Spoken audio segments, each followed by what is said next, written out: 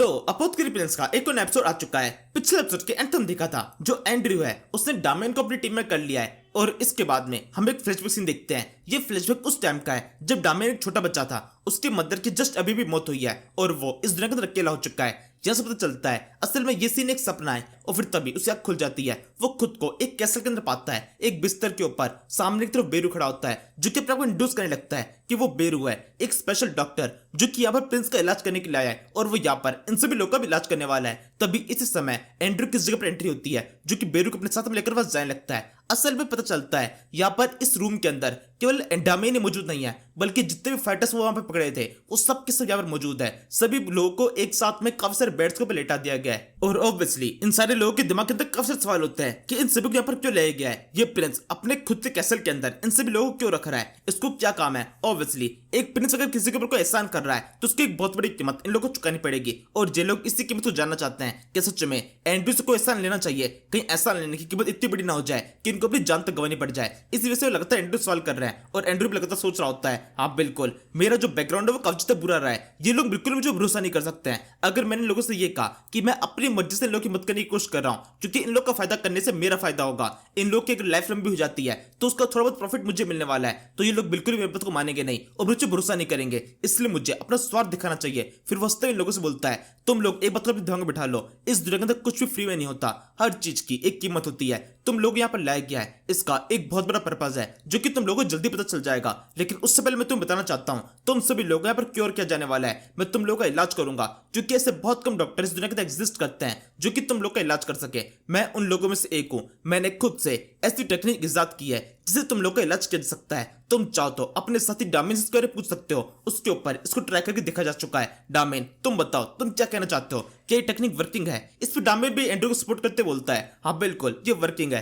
इसके इस्तेमाल के बाद से बॉडी के अंदर जितना भी दर्द था वो सारा दर्द खत्म हो चुका है और किसी भी पेन किलर को लेने की जरूरत नहीं पड़ी। और अब इसके बाद में एंड्रयू इन लोगों का भरोसा जीतने के लिए थोड़ा बहुत इनके जैसा बनने की कोशिश करता है। इन लोगों को कहने लगता है कि वो इन लोगों से बिल्कुल भी अलग नहीं है, वो भी काफी लंबे टाइम से कब्ज से बीमार रहा है, वो अक्सर अपने रूम से बाहर नहीं निकलता। इस पे बंदा खड़ा होकर बोलता है तो ये बात तुम्हें पहले से पता है, आगे बताओ। और इस तरीके से बंदे का बीच में बोलना एंड्रयू को अच्छा नहीं लगता, पूरा लय उसने तोड़ दिया है। वो डिसाइड करता है इस बंदे के ऊपर इस टेक्निक का यूज किया जाएगा कि इसको सबसे ज्यादा दर्द होना चाहिए और जिस होते वो बड़े से वोल्केनो की तरफ देख रहा होता है, इस वोल्केनो से उसको सबसे ज्यादा दर्द होने वाला है। एंड्रयू से पूरा बदला लेगा। एंड्रयू आगे बताता है कि तुम में से कोई भी अब यहाँ से जा नहीं सकता है जब तक प्रोसेस कंप्लीट नहीं हो जाती, और जब ये प्रोसेस कंप्लीट हो जाएगी तब मैं तुम लोगों को तुम्हारे काम बताऊंगा। फिर इसके बाद जब प्रोसेस शुरू होती है काफी देर तक इन लोगों की चीख सुनाई देने लगती है क्योंकि एंड्रयू के प्रोसेस के अंदर बहुत ज्यादा दर्द होता है। डामियन की भी सेम ऐसी हालत हुई थी, वो भी जोर चीख पड़ा था। और ये सारे लोग ये तो डामियन से थोड़ी ज्यादा कमजोर है, इनकी विल पावर भी उतनी अच्छी नहीं है तो ये पूरी तरीके से दर्द को बर्दाश्त नहीं कर पाते। लेकिन ये सारे केवल फाइटर्स है, ये लोग कुछ भी नहीं कर सकते स्पेशली एंड्रयू के सामने। एंड्रयू एक बहुत ज्यादा उच्च लेवल पर है, वो एक प्रिंस है, तो उसके सामने इनका जरा सा भी कुछ बोलना इनकी जान पे आ सकता है। इसलिए बड़ी मुश्किल से ये प्रोसेस कंटिन्यू करवाते रहते हैं और इस तरीके से 6 दिन बीत चुके हैं। 6 दिन बाद में इनकी हेल्थ बहुत ज्यादा खराब हो चुकी है, ये लोग ठीक से मूव नहीं कर पा रहे, लगातार उल्टी होती रहती है। सभी फाइटर्स बहुत थके थके से रहने लगे हैं, उनके लिए अपनी जगह से मूव कर पाना भी काफी ज्यादा मुश्किल है। एंड्रयू इन लोगों की हालत को देख रहा होता है कि सब कुछ क्या हो रहा है, ये लोग इतनी बुरी हालत में कैसे पहुंच सकते हैं, इन लोग का इलाज होना चाहिए था। लेकिन इलाज होने के बजाय ये तो और बुरी हालत में। क्या मैंने इनका इलाज करके गलती कर दी है? जब पेन किलर का यूज कर रहे थे तब भी इनको इतना दर्द नहीं हो रहा था, लेकिन अब इस इलाज की मदद से इतने बुरे साइड इफेक्ट हो रहे हैं, इनकी हेल्थ बिल्कुल भी ठीक नहीं हो रही है। इसी समय एंड्रयू की नजर उसके सबसे पहले एक्सपेरिमेंट की ओर पड़ती है, मतलब डामियन के ऊपर। वो उसे सवाल करने लगता है कि क्या तुम्हें बिल्कुल भी दर्द नहीं हो रहा, और डामियन जवाब देता है बिल्कुल बहुत ज्यादा दर्द हो रहा है। तो एंड्रयू कहता है तो तुम्हारे चेहरे के ऊपर कुछ दिखाई क्यों नहीं दे रहा। इस पर डामियन बताता है असल में वो फीलिंग्स को अच्छे दबाना जानता है, उसके चेहरे के ऊपर उसका दर्द बिल्कुल भी दिखाई नहीं देता, वो उसको अच्छी तरीके से बॉडी के अंदर रखना जानता है। और ये सुनकर एंड्रयू पूरी चौंक जाता है कि चीज पॉसिबल कैसे हो सकती है, इतना ज्यादा दर्द जो कि बाकी सारे फाइटर्स बिल्कुल भी छुपा नहीं पा रहे हैं। लेकिन डामियन उसके चेहरे के ऊपर इतना दर्द दिखाई नहीं दे रहा। शायद यही होता है एक सीरीज का प्रोटैगनिस्ट जो कि किसी भी दर्द को अपने चेहरे पर नहीं आने देता,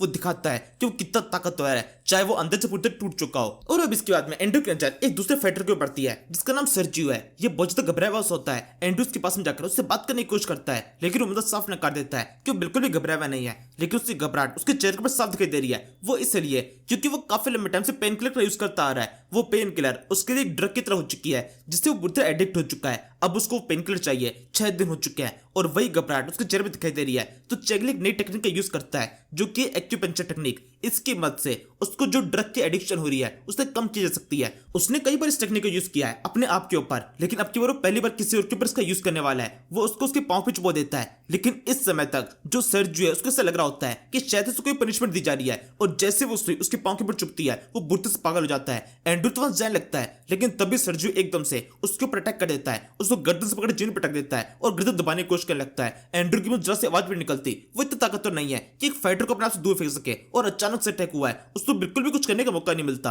तभी कहीं से एक और अटैक हो जाता है, और अब की बार का अटैक सर्जियो के ऊपर हुआ है, गर्दन के ऊपर एक अटैक, और इससे बंदा बेहोश जाता है। असल में ये अटैक डामियन ने किया है, उसने ये अटैक करके एंड्रू की जान बचा ली है, और साथ में ये करके थोड़ा सा कंफ्यूज भी होता है क्योंकि सर्जियो इस तरीके से किसी को अटैक नहीं करता, वो बहुत शांत किस्म का इंसान है, लेकिन उसने अचानक से इस तरीके से एंड्रू को अटैक कर दिया, ये बहुत ज्यादा अजीब बात है। लेकिन एंड्रू वही बात अच्छी तरह जानता है उसके ऊपर अटैक क्यों हुआ है। असल में ये अटैक इसलिए हुआ क्योंकि सर्जियो के दिमाग के हिसाब से एक सुई का चुभना भी एक तलवार से कटने के बराबर था। उसको उस समय इतना दर्द हुआ होगा कि वो दर्द को बर्दाश्त नहीं कर पाया, और जिसने उसे दर्द किया उसके ऊपर अटैक करने की कोशिश की। तो अगर इन लोगों के ऊपर एक्यूपंक्चर टेक्निक का यूज करना है तो थोड़ी सी और पतली सुई का यूज करना पड़ेगा, उतनी की मदद से इनको कम दर्द हो सकता है और ये काबू में रह सकते हैं। और अब यहाँ से इस सीरीज के अंदर एक मेजर चेंज आने वाला है। एंड्रू के पास में एक लेटर आता है, असल में उसने ब्लैकस्मिथ से बात कर ली थी इस सुई को पतला करने के बारे में, लेकिन ब्लैकस्मिथ के पास में कोई भी तरीका नहीं है सुई को और पतला बनाने का। इस लेटर के अंदर ये लिखा हुआ है, ब्लैकस्मिथ वाइफ मांग रहा होता है कि वो इससे पतली सुई नहीं बना सकता, और एंड्रू परेशान हो जाता है कि किस तरीके से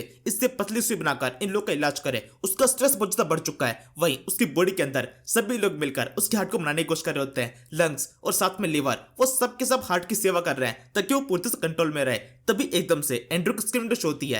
असल में ये वो स्क्रीन विंडो है जो कि उसको सबसे पहले शो हुई थी जब वो इस वर्ल्ड के सबसे पहले आया था कि वो अपने पॉइंट्स का यूज करके मॉन्स्टर्स को समन कर सकता है। वो इस स्क्रीन के बारे में एकदम भूल ही चुका था, और फाइनली उसको दोबारा से याद आता है कि मॉन्स्टर समन किए जा सकते हैं। सिस्टम आगे कहता है कि तुम्हारे पास में एक मॉन्स्टर को समन करने का मौका है जिसका नाम है गोचा, तुम उसको समन करना चाहते हो। एंड्रू तुरंत उसके लिए हाँ कह देता है। असल में इस मॉन्स्टर को समन करने के लिए 300 पॉइंट्स खर्च होने वाले हैं, और उसके पास में टोटल 500 पॉइंट्स है, मतलब एक ही मॉन्स्टर समन होगा। सिस्टम आगे बताता है तुम केवल एक ही मॉन्स्टर समन कर पाओगे, बताओ तुम्हें अपने मॉन्स्टर के अंदर किस तरह की स्किल चाहिए। एंड्रू अब गोल पर पूरी तरह से फिक्स है, एक ऐसा मॉन्स्टर जिसके पास में बहुत ही पतली सुई बनाने का एक ताकत हो, और सिस्टम तुरंत इसके ऊपर काम करना शुरू कर देता है, और 3 गिफ्ट उस जगह पर दिखाई देते हैं। 3 सरप्राइज गिफ्ट है, और इन तीनों के अंदर अलग अलग तरह के मॉन्स्टर है। अब एंड्रू डिसाइड करेगा उसको कौन सा मॉन्स्टर चाहिए। यहाँ पर उसको तीनों मॉन्स्टर के नाम बता जाते हैं। पहले मॉन्स्टर का नाम है ओइंक, दूसरे मॉन्स्टर का नाम है आयरन शिट डिस्चार्ज, और तीसरे मॉन्स्टर का नाम है कैक्टस। इस समय सिस्टम ने इन मॉन्स्टर के नाम तो बता दिए हैं, लेकिन मेन चीज है जो कि अभी तक छुपा के रखी है। असल में इन तीनों मॉन्स्टर के पास में अलग अलग तरह के एट्रीब्यूट है।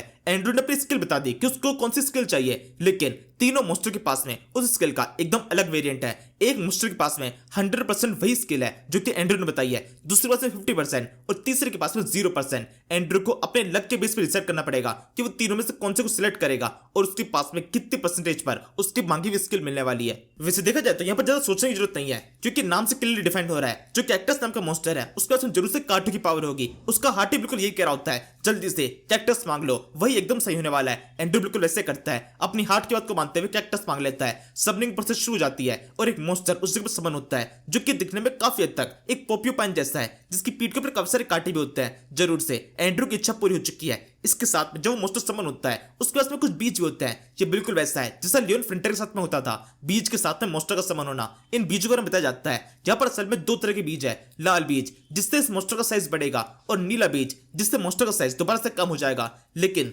जब लाल बीज का यूज किया जाएगा तो उसका इफेक्ट केवल 12 घंटे के लिए रहने वाला है। और ऑब्वियसली यहाँ पर ऐसा बिल्कुल भी नहीं है कि इन बीजों को इंसान खा लेगा और इंसान का साइज बढ़ जाएगा, केवल इसका इफेक्ट मॉन्स्टर के ऊपर ही होने वाला है। और फिर इसके बाद में एंड्रू अपने गोल की तरफ फोकस करता है जो कि है इन कांटों की तरफ अट्रैक्ट होना। वो इनमें से एक कांटे को निकालने की कोशिश करता है, लेकिन उससे पहले इस मॉन्स्टर से परमिशन मांगता है कि मैं तुम्हारा एक कांटा निकाल सकता हूँ। असल में इस मॉन्स्टर के पास 2-3 तरह की पावर्स है। सबसे पहली पावर, इसकी बॉडी के ऊपर जितने भी कांटे लगे हुए हैं इन कांटों को सही से निकाला जा सकता है, और निकालने के बाद में इसकी जगह पर एक नया कांटा आ जाएगा। और दूसरी पावर, ये मॉन्स्टर अपनी मर्जी से इन कांटों को शूट कर सकता है। इसके अंदर जब एंड्रू उन कांटों को मांगता है, मॉन्स्टर तुरंत ही उन कांटों को शूट कर देता है। 3 तरह के कांटे इसकी बॉडी के ऊपर है, सफेद, ब्राउन और ब्लैक। जो सफेद वाले हैं वो बहुत ज्यादा पतले हैं, तो उनको एंड्रू यूज करने वाला है इन सारे फाइटर्स के ऊपर। जो ब्राउन वाले हैं वो हल्के से मोटे हैं, बॉडी के ऊपर चुभते हैं, लेकिन जो ब्लैक वाले हैं वो थोड़े से खतरनाक से लग रहे हैं। एंड्रू बिल्कुल भी उनको खुद की बॉडी को चुपा के नहीं देखता, वो एक्सपेरिमेंटल है, कभी स्पेशल टाइम पर यूज किए जाएंगे। वैसे यहाँ पर मेन चीजेस ये है कि एंड्रू के पास में अब अपना खुद का एक मॉन्स्टर आ चुका है। इस मॉन्स्टर की मदद से काफी कुछ किया जा सकता है। जिस किसी ने भी द ग्रेट ईस्टर्न डेवलपर देखी है उन सभी को पता होगा ये मॉन्स्टर कितने कमाल के हैं। इन मॉन्स्टर का साइज बढ़ सकता है, और साइज बढ़ने के बाद में कितना आतंक मचाते हैं, कितने शानदार फाइटर होते हैं, वो आगे सीरीज में पता चल जाएगा।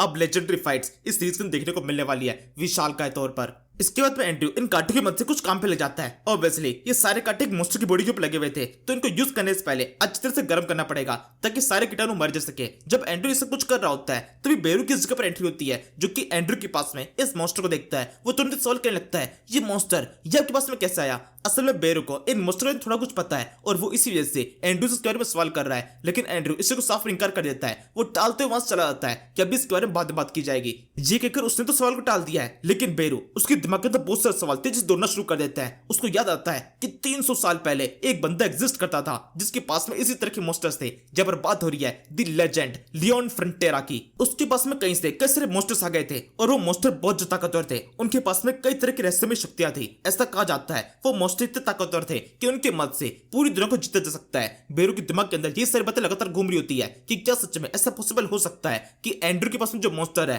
वो किसी तरीके से लियोन फ्रंटेरा के उन मॉन्स्टर से कनेक्टेड हो। लेकिन ये चीज पॉसिबल कैसे हो सकती है? ये किस तरीके से एक मॉन्स्टर को जगह पर समन कर सकते हैं? लेकिन अब इस सीरीज के मेन लेजेंडरी चीजें अब शुरू होने वाली है। जिस किसी ने भी पहले द ग्रेट ईस्टर्न डेवलपर नहीं देखी है उसको तो बहुत ही मजा देने वाला है। बस थोड़ा सा रुको, जब वो ट्रांसफॉर्मेशन आएगा और इस मॉन्स्टर को बड़ा रूप दिखाई देगा तब मजा आएगा। इसकी असली पावर दिखाई देगी। एंड्रयू को खुद को नहीं पता उसे क्या मिल चुका है। ये जंगल का कोई छोटा चूहा नहीं है बल्कि पूरा जंगल है। वैसे हाँ, एक और बात, अगर आप लोगों ने द ग्रेट ईस्टर्न डेवलपर नहीं देखी है और डायरेक्टली सीरीज को देखने के लिए आए हो और चाहते हो ग्रेट ईस्टर्न डेवलपर को देखना, तो डिस्क्रिप्शन के अंदर जरूर से लिंक दे देने वाला हूं, वहां जाकर देख लेना। हमने पूरी तरीके से एकदम जीरो से एंड तक उसको एक्सप्लेन किया है। बहुत ही शानदार सीरीज है। वैसे इसके लिए मैंडेटरी नहीं है आप उसको जाके देखो, लेकिन अगर देखना चाहते हो कुछ लेजेंडरी देखना है, कुछ बहुत ही शानदार देखना है, तो जरूर से एक बार द ग्रेट ईस्टर्न डेवलपर को ट्राई करना। बहुत ही शानदार सीरीज है, बहुत मजा आ जाएगा। और फिर इसके आगे इस सीरीज को कंटिन्यू करना ही है। नाउ अब थैंक यू फॉर वॉचिंग।